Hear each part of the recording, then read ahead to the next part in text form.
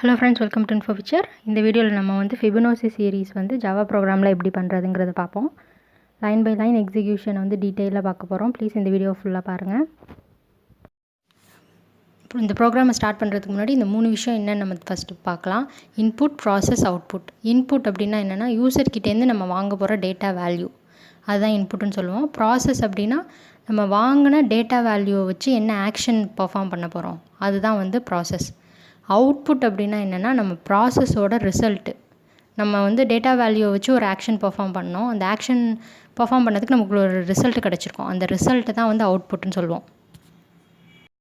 இந்த ப்ரோக்ராமோட இன்புட் என்னன்னு பார்த்தீங்கன்னா, நம்ம வந்து ஒரு லிமிட் வாங்கணும் யூசர்கிட்டேருந்து. அதாவது Fibonacci சீரிஸ் வந்து இன்ஃபினிட்டி வரைக்கும் போகும்.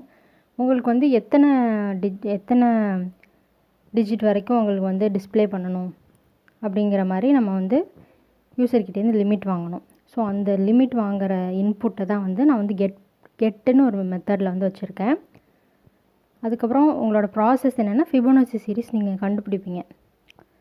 அதாவது Fibonacci சீரிஸுங்கிறது என்னென்னா 0, 1, அதுக்கப்புறம் அந்த ஃபஸ்ட்டு 2 நம்பரையும் ஆட் பண்ணி அடுத்த டிஜிட் வரும். இப்போ வந்து 0 + 1 1, அதுக்கப்புறம் திரும்ப இது லாஸ்ட்டு 2 டிஜிட் ஆட் பண்ணி அடுத்த நம்பர் எழுதுவோம். இப்போ வந்து 1 + 1 2, அதுக்கப்புறம் திரும்ப 1 + 2 3, இப்போ 2 + 3 5, அந்த மாதிரி மொதல் 2 நம்பரை ஆட் பண்ணி அடுத்த நம்பரை வந்து எழுதுவோம். அந்த மாதிரி சீரீஸாக எழுதிக்கிட்டே போவோம் இன்ஃபினிட்டி வரைக்கும். ஸோ அதுதான் வந்து Fibonacci சீரீஸுங்கிறது. இப்போ நம்ம வந்து ப்ரோக்ராம் எழுதுறதுக்கு முன்னாடி அதோட ஃபார்மேட் வந்து எப்படி இருக்கும், ஓவராலாக ப்ரோக்ராமோட ஃபார்மேட் எப்படிங்கிறத பார்க்கலாம். நான் வந்து என்னோடய இன்புட், ப்ராசஸ், அவுட்புட் 3த்தையுமே வந்து நான் தனியாக ஒரு கிளாஸில் வந்து வைக்கிறேன். கிளாஸுக்கு அதுக்கு ஒரு கிளாஸ் நேம் கொடுத்துட்றேன். அதுக்குள்ளார வந்து ப்ராப்பர்ட்டிஸ், அதாவது என்னோடய வேரியபிள்ஸோட டிக்ளரேஷன் வந்து அந்த கிளாஸில் இருக்கும். அதுக்கப்புறம் என்னோடய யூசர் டிஃபைன்டு மெத்தட், அதாவது கெட்டு, ப்ரோ, அந்த மெத்தட்லாம் வந்து நான் வந்து யூசர் டிஃபைன்டு மெத்தடாக என்னோடய கிளாஸ்க்குள்ளே வைக்கிறேன்.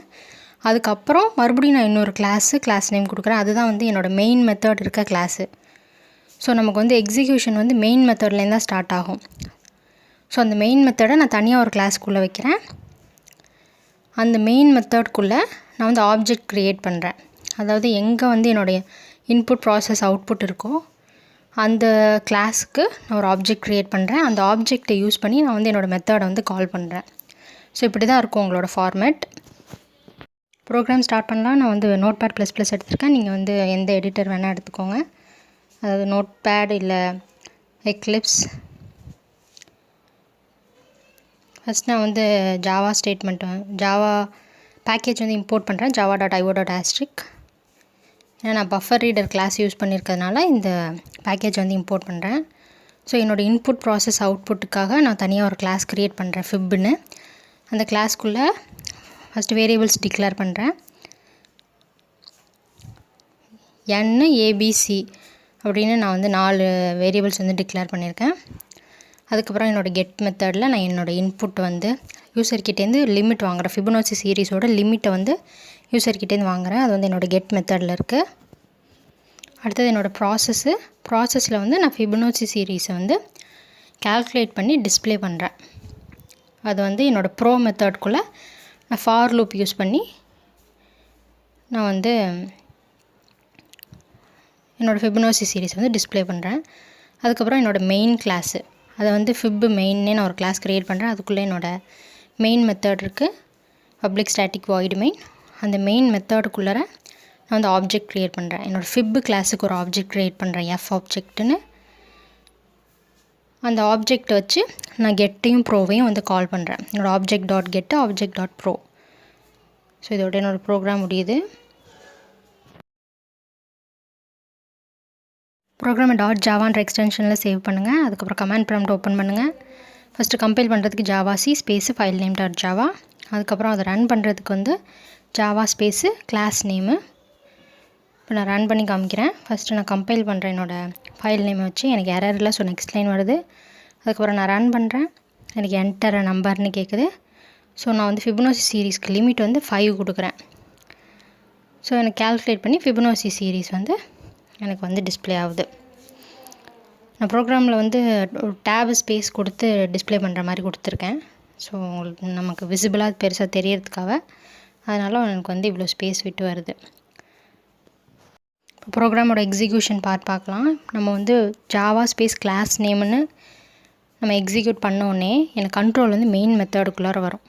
நம்ம எங்கே மெயின் எழுதியிருக்கோமோ, அதாவது public static void main string of arguments, அந்த இடத்துக்கு வந்து கண்ட்ரோல் வரும். கிளாஸ் நேம் வந்து ஃபிப் மெயின்னு கொடுத்துருக்கேன். இங்கே வந்து பப்ளிக்குங்கிறது என்னென்னா உங்களோட ஆக்சஸ் ஸ்பெசிஃபையர். நம்ம வந்து அவுட் சைட் த ப்ரோக்ராம் வந்து இந்த கிளாஸை வந்து கால் பண்ணுறதுக்காக பப்ளிக்னு கொடுத்துருக்கோம். ஸ்டாட்டிக்ன்றது என்னென்னா நம்ம வந்து ஆப்ஜெக்ட் க்ரியேட் பண்ணாமல் இதை வந்து கிளாஸ் நேம் வச்சு ஆக்சஸ் பண்ணுறதுக்காக ஸ்டாட்டிக்னு கொடுக்குறோம். அதுக்கப்புறம் வாய்டு, இது வந்து எதுவும் ரிட்டர்ன் பண்ணல. ஸோ வாய்டு மெயின்றதான் வந்து உங்களோட கீவேர்டு. இங்கே எக்ஸிக்யூஷனோட கண்ட்ரோல் வந்து ஸ்டார்ட் ஆகுமோ அதை தான் வந்து மெயின். அதுக்கப்புறம் அதுக்குள்ளே ஆர்குமெண்ட்ஸ் பாஸ் பண்ணியிருக்கோம். அப்புறம் எக்ஸெப்ஷன் ஹேண்டில் பண்ணியிருக்கோம். ஸோ மெயின் மெத்தடுக்குள்ளார நான் வந்து ஆப்ஜெக்ட் க்ரியேட் பண்ணுறேன். என்னோடய ஃபிப்பு கிளாஸுக்கு எஃப் ஆப்ஜெக்ட்னு ஒன்று க்ரியேட் பண்ணுறேன். F object is equal to new of fib அப்படின்னு நம்ம வந்து இங்கே க்ரியேட் பண்ணோம். ஆப்ஜெக்ட் க்ரியேட் பண்ண உடனே என்ன ஆகும்னா, நம்ம எந்த கிளாஸ்க்கு ஆப்ஜெக்ட் க்ரியேட் பண்ணியிருக்கோமோ அந்த கிளாஸில் இருக்க வேரியபிள்ஸ் வந்து இனிஷியலைஸ் ஆகும். ஸோ இப்போ எனக்கு கிளாஸ்க்குள்ளே போகும். ஃபிப்பு கிளாஸ்க்குள்ளே நான் வந்து 4 வேரியபிள் வந்து இனிஷியலைஸ் பண்ணியிருக்கேன், ஏபிசிஎன்னு. ஸோ எனக்கு வந்து பேக் எண்டில் மெமரி வந்து அலோகேட் ஆகும், இனிஷியலைஸ் ஆகும். அதாவது இப்போ நான் வந்து இனிஷியலைஸ் பண்ணுறதுக்கு வேல்யூ கொடுத்துருக்கேன். ஏவுக்கும் பிக்கும் வந்து A-1 B1ன்னு கொடுத்துருக்கேன். ஸோ அந்த வேரியபிளில் மட்டும் அந்த நம்பர் நம்ம இனிஷியலைஸ் பண்ண கொடுத்துருந்த நம்பர் வந்து அதில் என்ட்ராகும். மற்ற 2 வேரியபிள்லையும் உங்களுக்கு வந்து 0ன்னு என்ட்ராகும். அதுக்கப்புறம் திரும்ப கண்ட்ரோல் வந்து உங்களோட மெயின் மெத்தடுக்குள்ளே போகும். ஆப்ஜெக்ட் டாட் கெட்டு அந்த லைன் எக்ஸிக்யூட் ஆகும். ஸோ கெட்டு மெத்தடுக்குள்ளே கண்ட்ரோல் போகும். இப்போ வாய்டு கெட்டுக்குள்ளே வந்து நான் என்ன கொடுத்துருக்கேன்னா, பஃபர் ரீடருக்கு வந்து ஒரு பிஆர்னு ஒரு ஆப்ஜெக்ட் க்ரியேட் பண்ணியிருக்கேன். அதுக்கு அடுத்த லைன் வந்து output system dot out dot printlnல என்டர் நம்பர்னு கொடுத்துருக்கேன். ஸோ எனக்கு வந்து அவுட்புட் ஸ்க்ரீனில் என்டர் நம்பர்னு கேட்கும். நாங்கள் 5ன்னு கொடுக்குறேன். நான் 5ன்னு என்டர் பண்ணோடனே சிஸ்டம் டாட் இன், அதாவது நம்ம கீபோர்டில் டைப் பண்ணுறத சிஸ்டம் டாட் இன் வந்து எடுத்துகிட்டு போய் இன்புட் ஸ்ட்ரீம் ரீடருக்கு வந்து பாஸ் பண்ணும். இன்புட் ஸ்ட்ரீம் ரீடர் வந்து பைட் கோடாக கன்வெர்ட் பண்ணும். அதை வந்து நம்ம பஃபர் ரீடருக்கு வந்து பாஸ் பண்ணும். பஃபர் ரீடர் வந்து கேரக்டராக கன்வெர்ட் பண்ணி எனக்கு பிஆர்ன்ற ஆப்ஜெக்டில் வைக்கும். இந்த ஆப்ஜெக்டில் இருக்க என்னோடய டேட்டா வேல்யூவை வந்து நான் ரீட் லைனுன்ற மெத்தட் மூலமாக எக்ஸ்ட்ராக்ட் பண்ணுறேன். எனக்கு வந்து எக்ஸ்ட்ராக்ட் பண்ணுற வேல்யூ வந்து ஸ்ட்ரிங்காக வரும். பட் நான் வந்து இன்டிஜரில் ஸ்டோர் பண்ணணுங்கிறதுனால அதை வந்து டைப் கேஸ்ட் பண்ணுறேன். அதாவது ஸ்ட்ரிங் டைப்லேருந்து இன்டிஜராக கன்வெர்ட் பண்ணுறேன். அதுக்கு வந்து இன்டிஜர் டாட் பார்சென்ட், இன்டிஜர்ன்றது கிளாஸு, பார்சென்ட்ன்றது மெத்தடு. ஸோ அந்த மெத்தட் யூஸ் பண்ணி நான் இன்டிஜராக கன்வெர்ட் பண்ணி என்னோடய n வேரியபிளில் 5ன்னு வந்து நான் வைக்கிறேன். ஸோ மெமரியில் வந்து எனக்கு 0 ஓவர் ரைட் ஆகி அந்த இடத்துல 5ன்னு என்ட்ரு ஆகும்.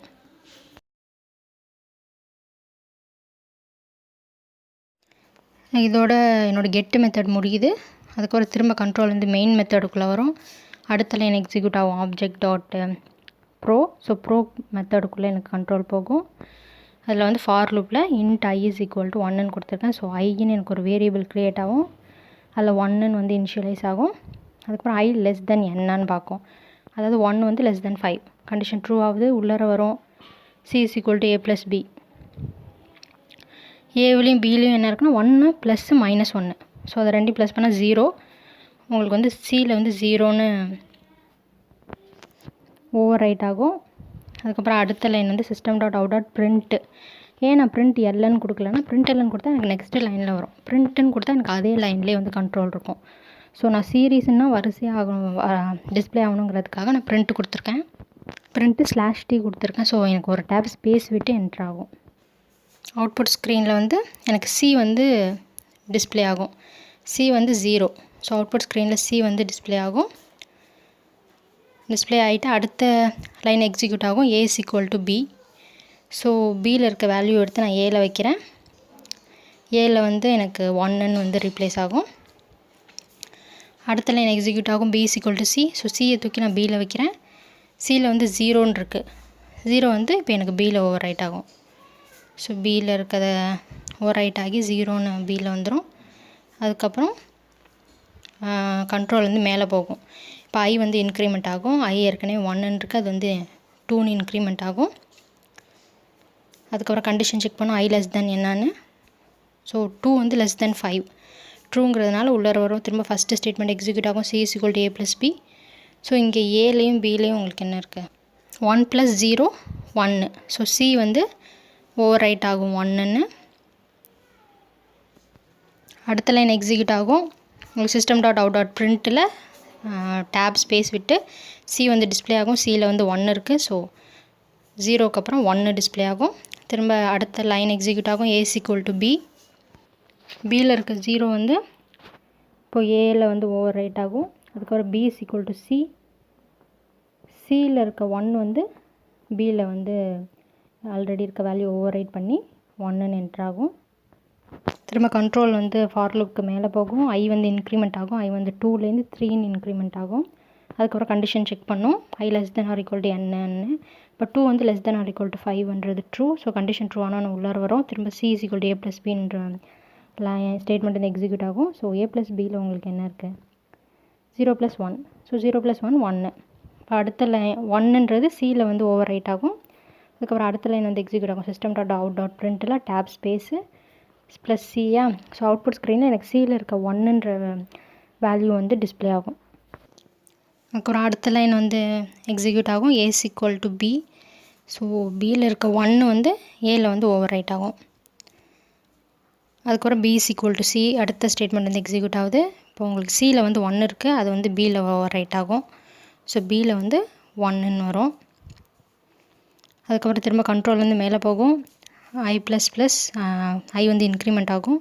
3லேருந்து 4 இன்க்ரிமெண்ட் ஆகும். அதுக்கப்புறம் கண்டிஷன் செக் பண்ணோம், 4 வந்து less than 5 true. Condition true ஆகுது. ஸோ திரும்ப உள்ளே வரும், C is equal to A plus B. Cயில் வந்து C is equal to A plus B. ஏலையும் பிலையும் என்ன இருக்குது, 1 இருக்குது. ஸோ 1 + 1 2. இப்போ Cயில் வந்து 2ன்னு எனக்கு வந்து ஓவர் ரைட் ஆகும். அதுக்கு அடுத்த லைன் எக்ஸிக்யூட் ஆகும், system dot out dot print. இங்கே வந்து அதே மாதிரி டேப் ஸ்பேஸ் விட்டு C வந்து டிஸ்பிளே ஆகும். Cயில் வந்து நான் 2ன்னு இருக்குது. ஸோ 2 வந்து எனக்கு டிஸ்பிளே ஆகும். அதுக்கப்புறம் திரும்ப அடுத்த ஸ்டேட்மெண்ட் வந்து எக்ஸிக்யூட் ஆகும், A is equal to B. இப்போ பியில் உங்களுக்கு என்ன இருக்குது, 1 இருக்குது. ஸோ 1 வந்து ஏல வந்து ஓவர் ரைட் ஆகும். அப்புறம் B is equal to C. Cயில் உங்களுக்கு என்ன இருக்குன்னா 2 இருக்குது. 2 வந்து இப்போ பியில் வந்து ஓவர் ரைட் ஆகும். அதுக்கப்புறம் திரும்ப கண்ட்ரோல் மேலே போகும், I++.